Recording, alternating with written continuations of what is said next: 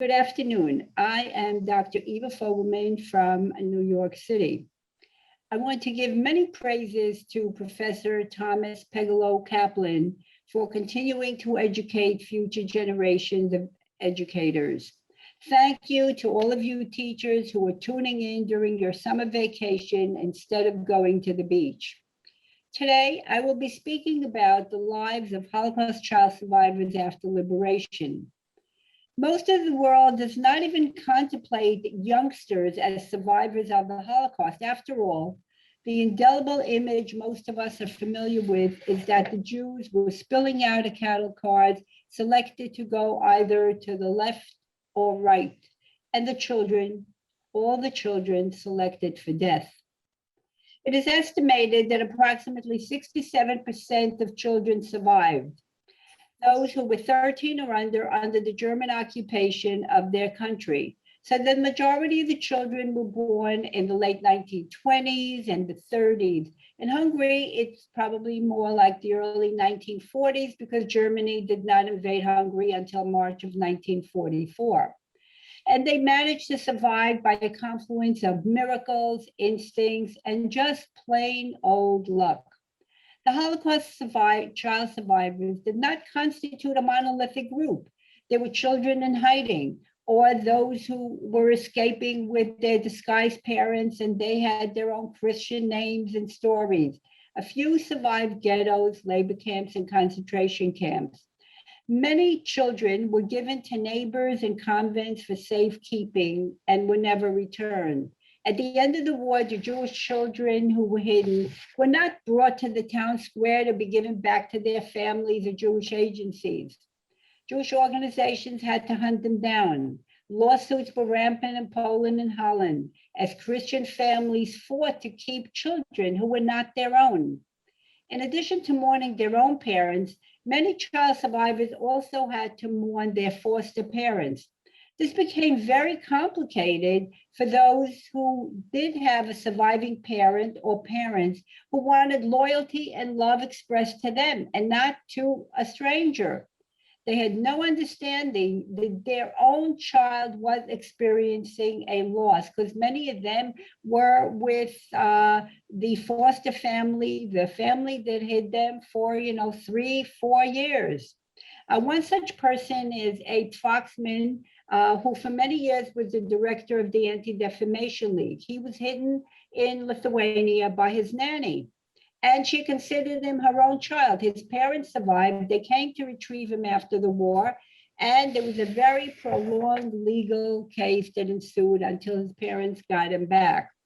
Yet parenthetically, ironically, there were children who survived the Holocaust and died very tragically 3 years later on the battlefields of the new Jewish state in the 1948 War of Independence. Just imagine, you just get off the boat and everything that you have been through, and you get given a rifle and sent to fight for those who would exterminate you in your new hope for land. Just to give you a flavor of what it was like for child survivors in Israel, for example, one of the people I spoke to was Rabbi Grobman. He was from Holland, and he now was a religious leader in a community outside of Tel Aviv. Rabbi Grobman would get together with the chief rabbi of Israel, Rabbi Lau, who survived Buchenwald, and they would reminisce about what it was like for them when they got to Israel. And they said that their classmates kept harassing them about how they went like sheep to the slaughter. Despite the huge focus that we all are very familiar with Anne Frank, the quintessential hidden child of the Holocaust and her diary, the world didn't seem to realize that indeed there were children and teenagers who survived the genocide. Scholars, social workers, and reparation authorities did not pay much attention to child survivors either. So what is very important to know is that the German government in 1953 gave reparations to Jews who were incarcerated, who survived their persecution. The child survivors were not given reparations. when they were queried by an investigator and they asked, well, when did you go into hiding? And of course, I mean, how can a 3-year-old know, when they went into hiding? They said, well, since you don't remember, therefore you weren't affected. When a group is victimized, the healing of individuals is very dependent on the convergence of several things: personal characteristics, past socialization, and experiences and social situations. One of the things people often ask is that we're very familiar with the concept that if you've been abused as a child, you will become an abuser in adulthood. And most of the child survivors, I'd say probably 99.9% of them, did not become abusers, did not become killers, because what we tend to forget is that these children came from loving homes, and it is those early childhoods that help to sustain them and not make them murderers, killers, abusers after the Holocaust.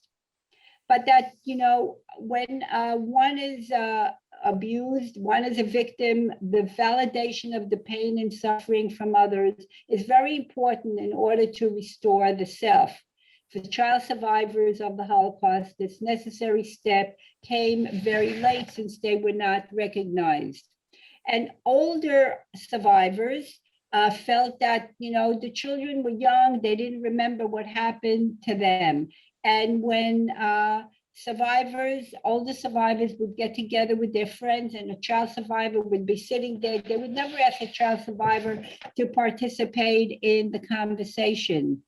And very often, if one parent survived and the other didn't, it was very rarely for let's say, a survivor mother to say, do you remember your father? There were very few discussions that took place about what the child had lost. The neglect that most of these children experienced when they were liberated resulted in a very complicated consequence of their identity formation, their ability to heal. Their survival was beyond human comprehension. It's not surprising, therefore, to learn that each child had to figure out their own way of surviving. One of the things that's interesting is that child survivors, and at times other survivors as well, would take on coping mechanisms that they felt helped them survive during the war. So, for example, things like, keeping a very low profile. For children, one of the things that many children survived is being very obsequious, if always trying to please other people, or attaching themselves to an adult who can help. So that one thing that you may see is that female child survivors might be married to a much older man, thinking that that man can take care of her, or also be a substitute father. There was no home to return to after liberation.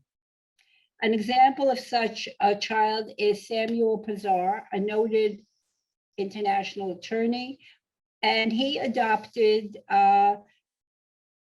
Antony Blinken, who's now the Secretary of State of the United States of America.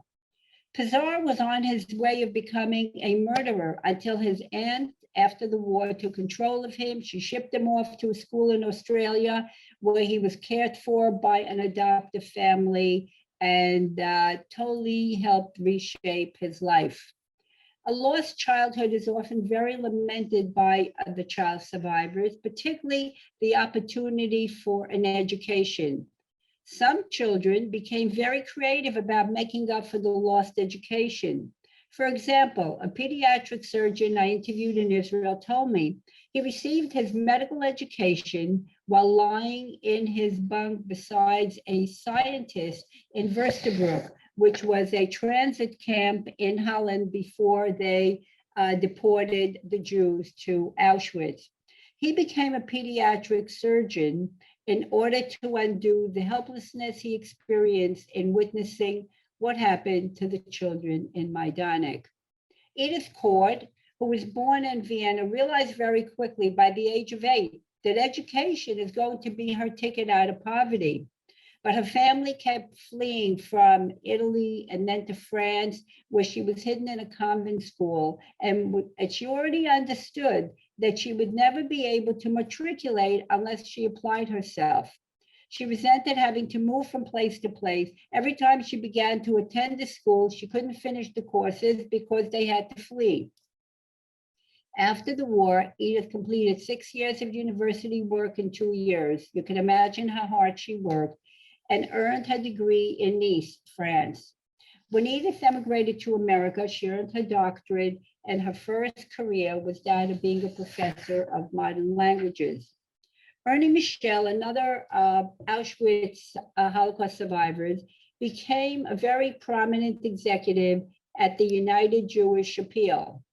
In Auschwitz, he had a dream to organize the world gathering of Holocaust survivors, and indeed, in 1981, along with other survivors like Ben Mead and others, they organized 10,000 survivors, their families, to come to Israel. But he always felt educationally inferior to his peers because he didn't finish 6th grade. That changed after he received 2 honorary doctorates, one from the City University of New York and another from Yeshiva University. And he also wrote a memoir that's quite worthwhile to read. There were also other child survivors who managed to receive their education, and they did very well, so that those who were somewhat younger still had an opportunity to get an education. Here I'm talking about Andrew Grove. He founded Intel. Jack Trammell, he founded Commodore and Atari, the first personal computers, if any of you remember those. And Fred Coucher invented domain name servers. Indeed, their contributions are enormous. Elie Wiesel and Yafa Eliach were the first people to teach Holocaust studies. At times, these child survivors also chose a profession that were preordained or inspired by their wartime experience. Nathan Sobel, who was a founder of Naches, one of the child survivor organizations in New York. When he was 10 years old, living on his own, he navigated his way through the streets and slipped back alleys of major Polish cities. His street smarts and hands-on understanding of the way a city works served him well when he became city planner in New York. Many child survivors came naturally to the helping and healing professions because they could empathize with pain and suffering. Others took up helping as a vocation. Here I'm talking about the late Phil Graham, the legendary rock and roll impresario from San Francisco. He was a Czech Jew whose younger sister did not survive the war. Graham nimbly managed to hide and elude the Nazis. To assuage his survivor guilt, throughout his life, he declared that his mission was to take care of women, and he was well known among friends and associates as someone who cared for women in the arts who lost their way because of poverty, drug addiction, and prostitution.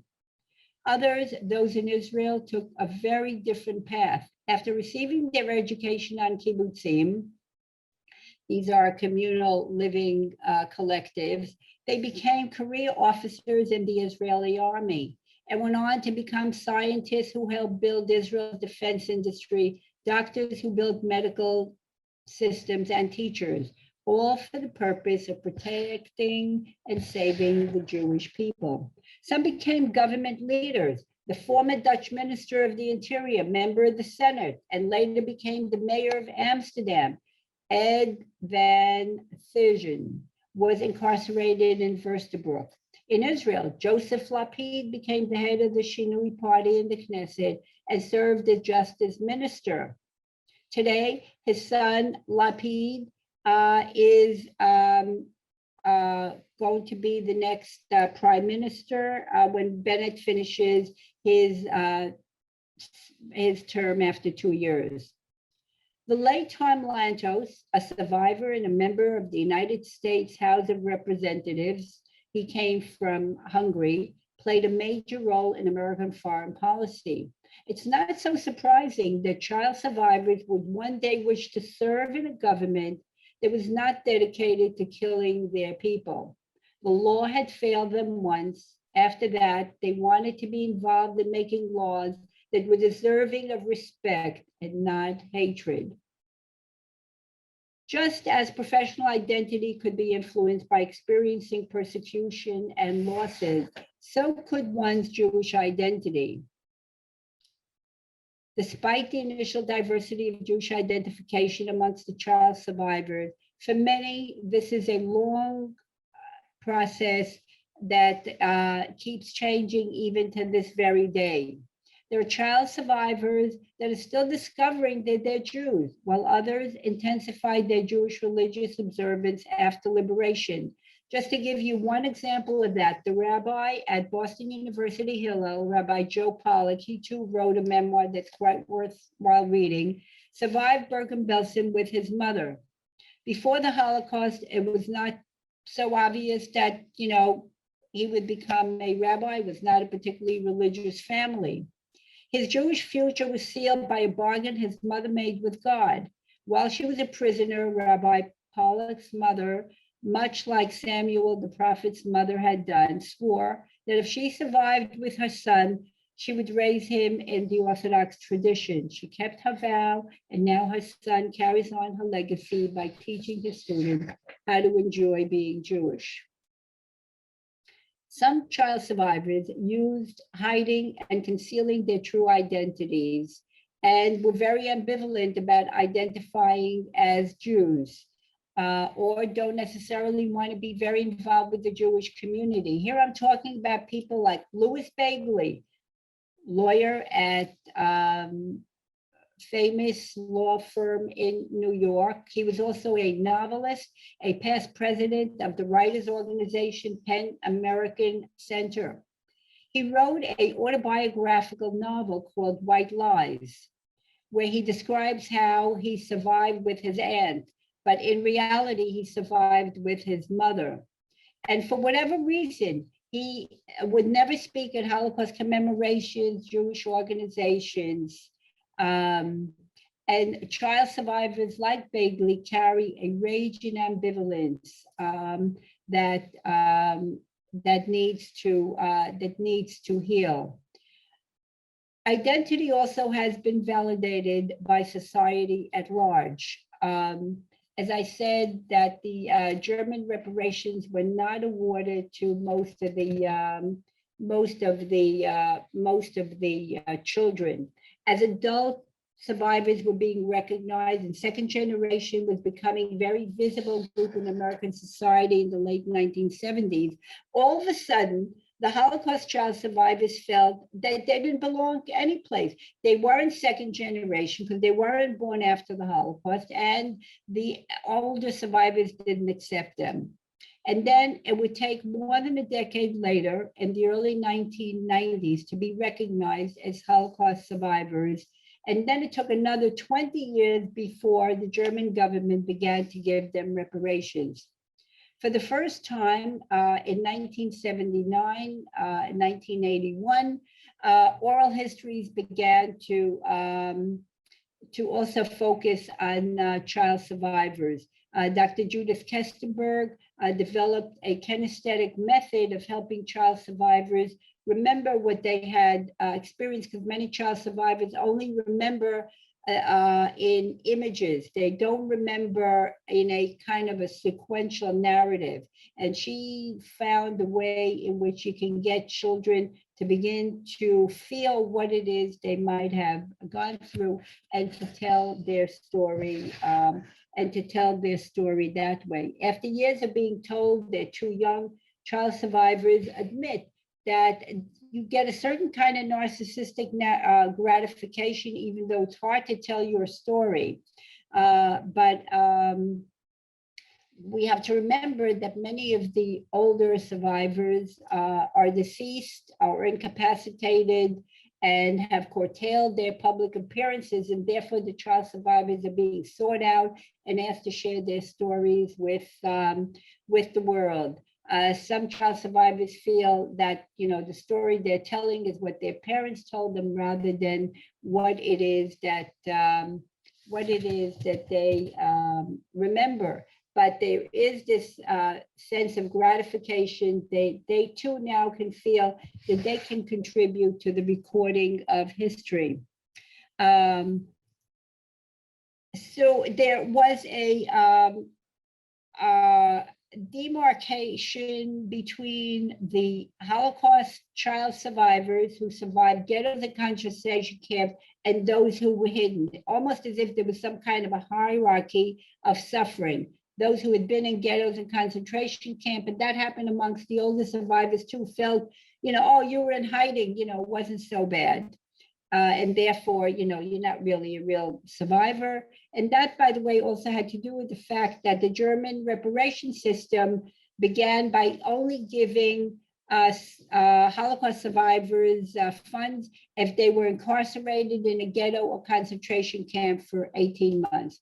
But a lot of all of that has now changed. And part of that has to do with the fact that in the late 1980s, Miriam Abramowitz, along with Esther Hoffenberg, directed and produced a film called As If It Was Yesterday, a film about hidden children in Belgium. Miriam Abramowitz's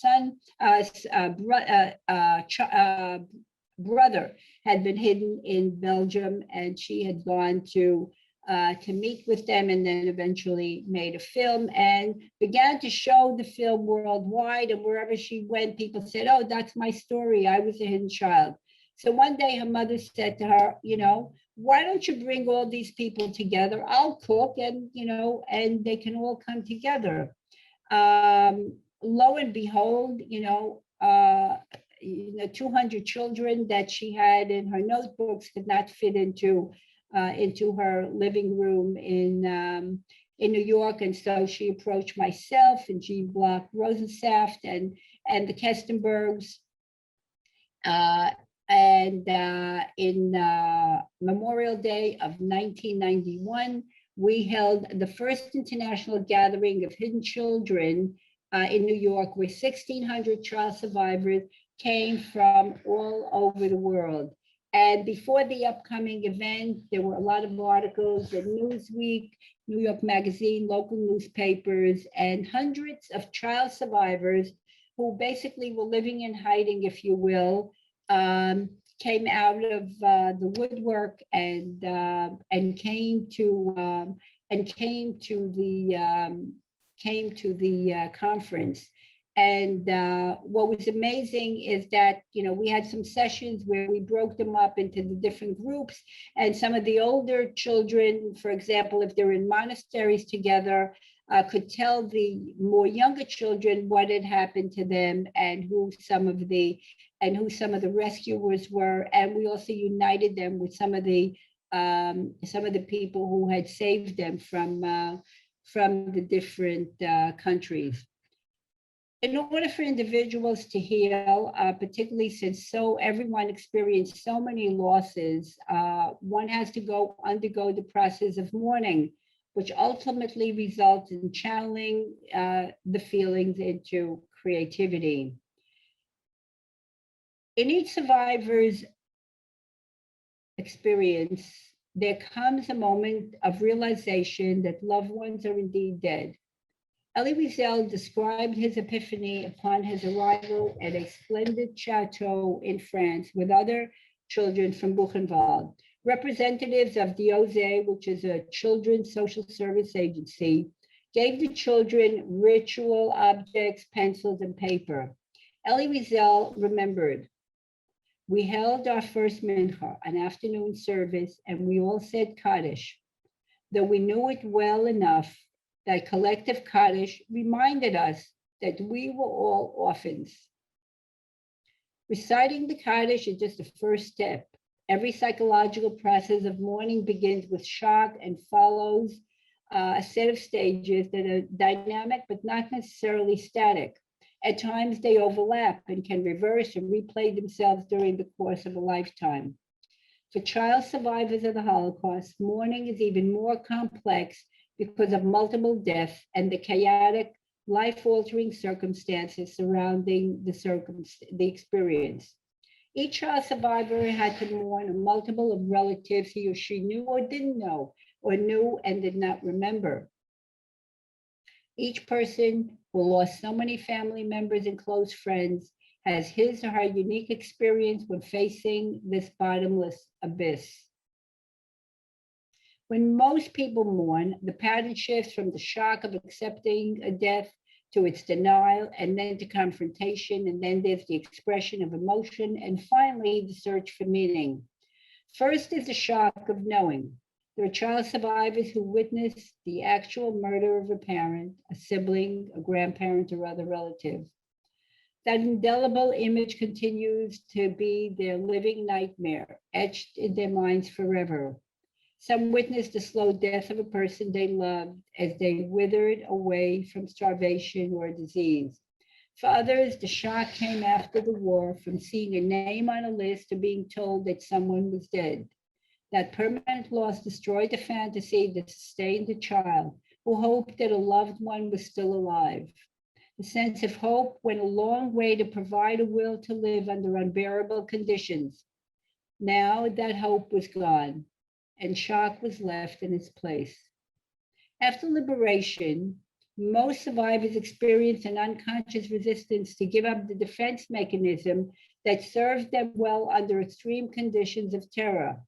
That attitude leads to the second stage, denial.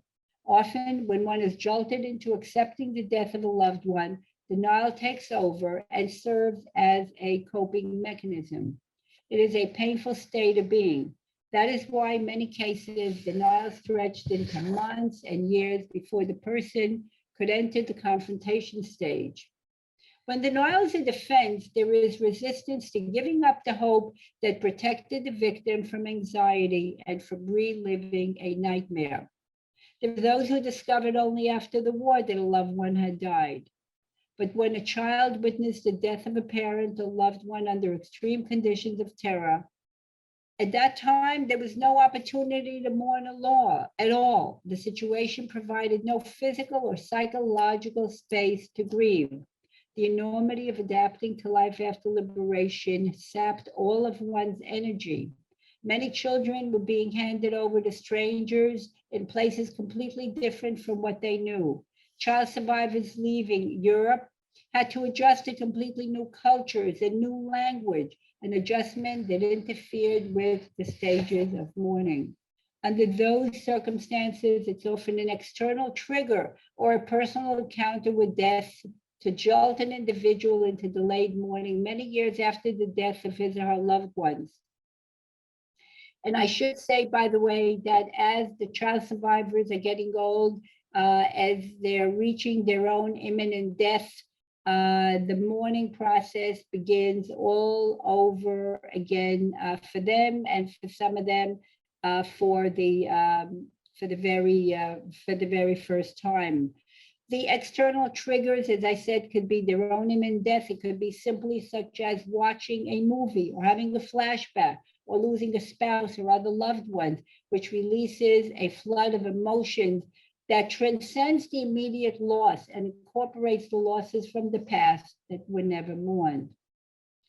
Also, there are those who are forever trapped in denial because moving from denial to confrontation requires established facts to prove that the person is indeed dead. In many such cases, such information is impossible to find, and sometimes information comes in very unexpected ways. So what is it that denial for some child survivors has lasted almost 7 years, more than 75 years?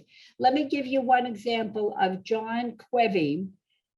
He was born sometime 1940, 1941. He was hidden by a Christian family in Belgium.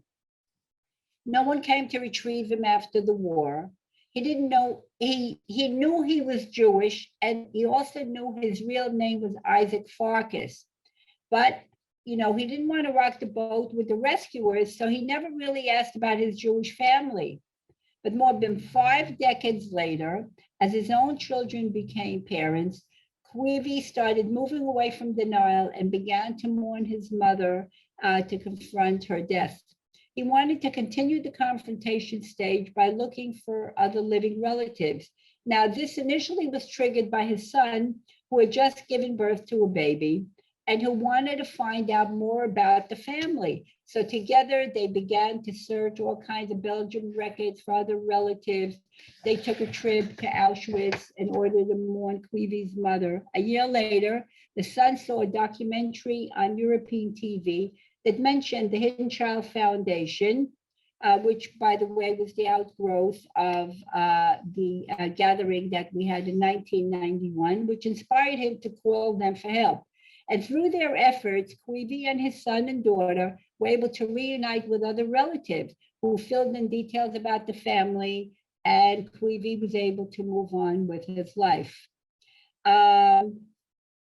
One other case is that of Paulette. She was born in France in 1935, whose parents fled Germany shortly after Hitler came to power. And then obviously all of a sudden, Germany was invading France in 1940. They were in Paris, and so they escaped to Vichy France, which was still not under German control.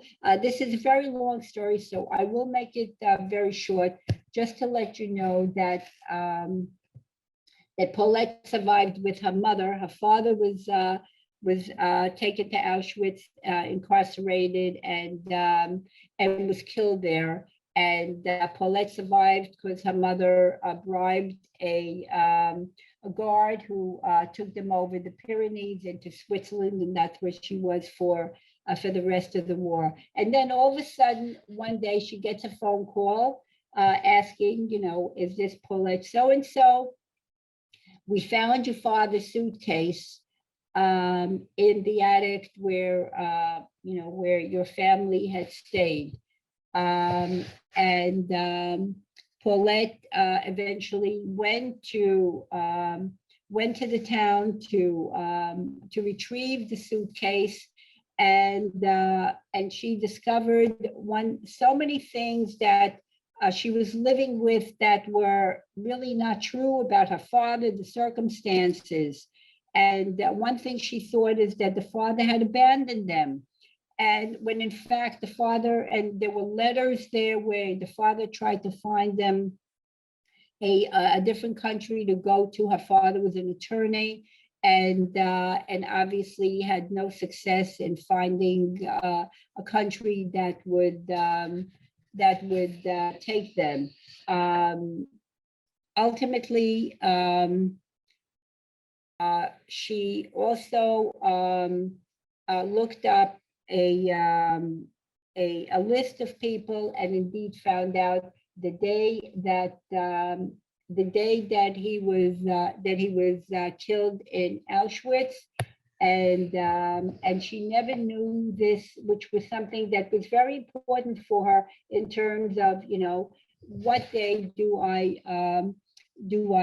mourn my father, and participate in lighting the candle in his memory, so that a different kind of knowing set in when she actually knew the date of his death. And also as a result of that, she was then able to open up so many memories that she had forgotten. Now, politics can also be another form of a trigger. And after Glasnost in the former Soviet Union, that opened up a floodgate of mourning for many of the survivors and the child survivors. Child survivors wanted to search for their rescuers. Rescuers wanted to search for the children they had saved, and had to give back to their relatives or their parents or a Jewish organization. And at that time, I was the director of the Jewish Foundation for Christian rescuers, and we got hundreds of letters from the former republics of the Soviet Union looking for some of the people that they saved, because we wrote articles in the various republics of the Soviet Union about the foundation of the rescuers. And all of a sudden, this woman, Drinka, decided that she wanted to meet the girl that she had saved during the war in Lithuania. And she had not, and the woman at that time was 51 years old. She was a social worker, married, 2 children, and residing in Pennsylvania. And after liberation, her name is Geula, was retrieved and raised by an aunt because her parents did not survive. And it's a beautiful story in that her parents walked with a carriage, and they saw this woman, and they said, "Look, will you take her, and hide her?" And they had a plan where, they put their little infant child in a potato sack, and they met at a certain place, and that's how they brought the child over to this Christian couple that saved their daughter. And Geula herself had no memories of her parents. And initially, when she first came to the United States, I think they corresponded a little bit, and then Geula wanted to have nothing to do with them. And the rabbi in the town insisted that, she has to have them come. So Geula had called me and said, "I don't know what to do. The rabbi says I have to bring these people. I owe them my life, and I just can't do it." And I said, "Well, if you don't want to, you don't have to do it." And she was very relieved that a professional told her that she doesn't have to feel guilty about it. So at that point, she started telling me her story, and then it turned out that when she would cry at night, instead of comforting her, the mother would come in and tell her to keep quiet. She didn't comfort her. So basically, after all these years, Geula was still afraid of this rescuer. Once she understood what she was so afraid of, she then decided to bring them over to the United States, and they had a ceremony where they honored them as righteous amongst the nations as part of a program at Yad Vashem. And she was just so relieved. And so that, honoring somebody who has rescued you is also part of that, search for meaning. I'm just going to tell you one other story of, and that is Vladislav Sidorovich. And he is a doctor from the Ukraine who lives upstate in New York today. And he grew up with a Catholic family in the Ukraine. And somehow he always had the feeling that he somehow didn't belong to this family. He was very smart. He was very interested in education. The father used to beat him up because he was so interested in studying. And but he, continued on, became a doctor. And one day, the father got sick, and because he was a doctor, he looked up the blood types, and he realized that something doesn't jive here. It doesn't really match. He then came to the United States. He got married. He had a family, and then when, again, very similar to the previous story, when his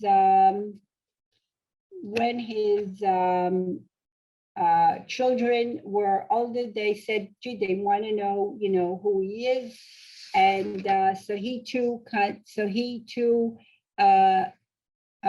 decided that he was going to, with all the new DNA testing, he was shocked to learn that he was Semitic.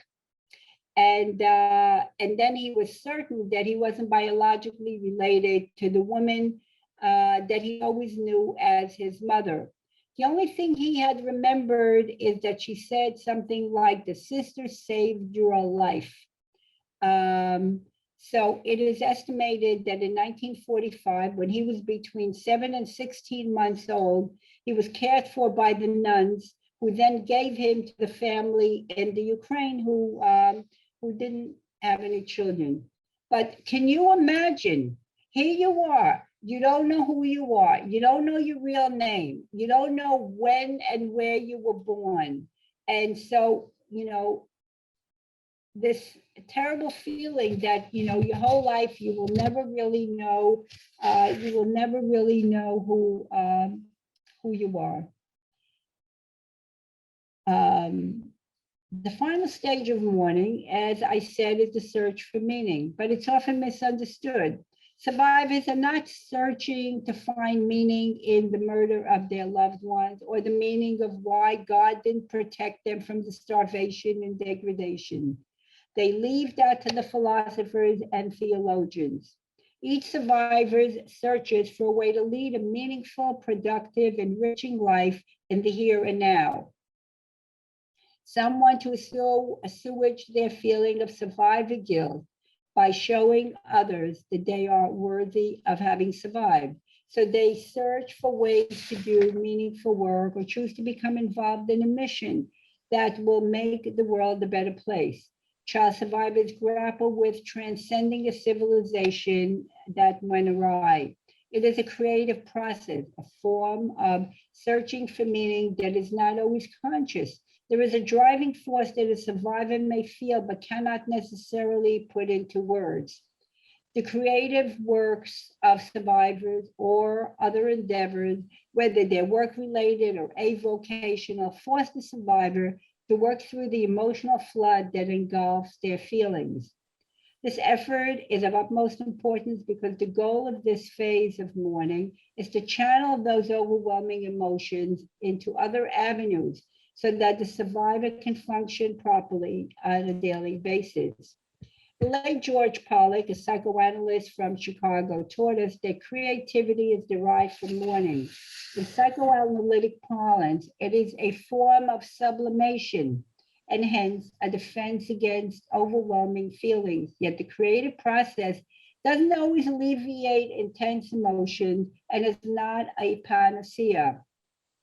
For example, there's a psychiatrist in New York by the name of Dr. Yehuda Nir, who wrote The Lost Childhood, a memoir also quite worthwhile reading. And then it's one of the few that talks about, what it's like for a child to then, become a teenager and how the body changes and, and how you deal with that. And then, the real fear when you're hiding as a boy, are you going to have to let your pants down and be caught as a Jew because you were circumcised and other people in children of Poland were not circumcised.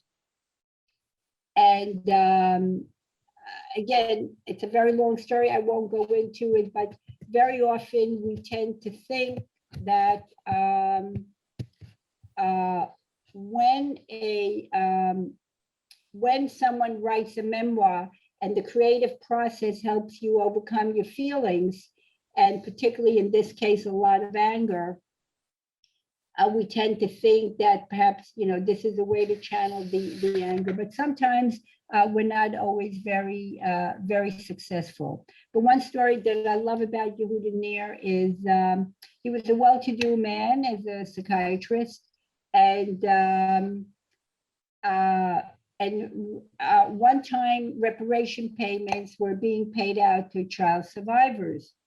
And so Yehuda Yehuda Nir applied, and people said to him, "Why are you applying? You're not needy. You don't need any of this." He says, "Yes, I don't need it, but this is my revenge, and I will give the money to, and I will give to the money to Christian to charity, whatever it may be." Another creative search for meaning, obviously, is people like Aaron Appelfeld, who is one of the leading novelists in Israel, who survived the war as a child in Bukovina. And his books often talk about children who survived the Holocaust. The child is often depicted being born into a world of hiding, a perpetual game of hide and seek, where the idea was never to be found. Often they represented hiding as a Christian, whether in a convent, a farmhouse, or racing through forests and towns with an older relative or non-Jewish rescuer. In one of his books called Blooms of Darkness, you have a Jewish boy who is rescued by a prostitute who keeps him in her room and hides him in the closet. She services her clients, many of whom are German officers.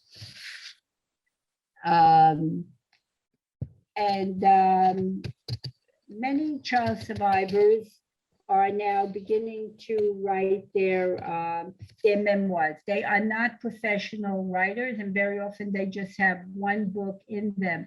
But it's that one book that provides for them an opportunity to, go out and be able to speak. There's lots of other forms of creativity, the visual arts, film, theater, writing, performances, and even architecture. And so you can see that it takes many kinds of forms to search for meaning. But it could also be done by raising consciousness about man's inhumanity to man through education, through human rights work, by working as lawyers or activists to help other people in distress. And other ways to search for meaning, obviously, is to express some form of the continuity of the Jewish people, to be immersed in reading and studying Jewish texts, or keeping Yiddish and Ladino language alive, or raising the future generations of Jews to grapple with Jewish life in the modern world. One thing that is interesting is that as a result of the Holocaust survivors coming, and some of the Hasidic Jews, some of the Orthodox Jews, are the ones that revived Jewish education, Jewish day schools in America. In every victimized group, myths are created to describe the members of that group. Anecdotal evidence instead of research is often used to support and justify those myths. But myths and legends can be laid to rest. Historical and psychological data now provide the evidence of coping and adaptation of the population of Holocaust child survivors. We now understand more clearly the enormity of the experience and history of child survivors, and a twofold challenge is faced: not to stigmatize the child survivors, and at the same time to validate the child survivors' experiences in order to enable that person to lead a productive life that has a positive impact on society. Now, one of the things that's interesting is that these days, after there's been a trauma, if we have, we take 9/11, there's a lot of mental health professionals that come together and say, the people need to talk. We realize that, in the past, like with the Holocaust, we didn't let the people talk. There was a lot of silence, a conspiracy of silence, of not to talk about it. I think we have to be, not to be overzealous in terms of asking the survivors of any kind of trauma, whether it's a historical trauma, a personal, a personal trauma. The silence will be broken, but not immediately. There's a fine balance between wanting the survivors to speak too soon or too late. It is the responsibility of those in the field of healing others to be patient for the sake of the survivors and allow them to speak when they are ready. Healing is often a solitary process. Healings are enablers, but not magicians. Healers cannot make pain go away or disappear. They can only create environments where trust is restored and where healing can begin. Thank you, and I hope you found this helpful.